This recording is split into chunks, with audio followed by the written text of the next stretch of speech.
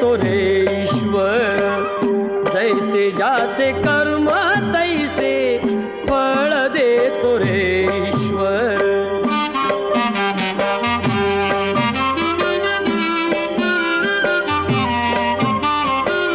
क्षणिक सुखासाठी अपुऱ्या कुणी होतो नीती भ्रष्ट, कुणी त्यागी जीवन अपुले दुःख जगी करण्या नष्ट. देह करी जे जे काही,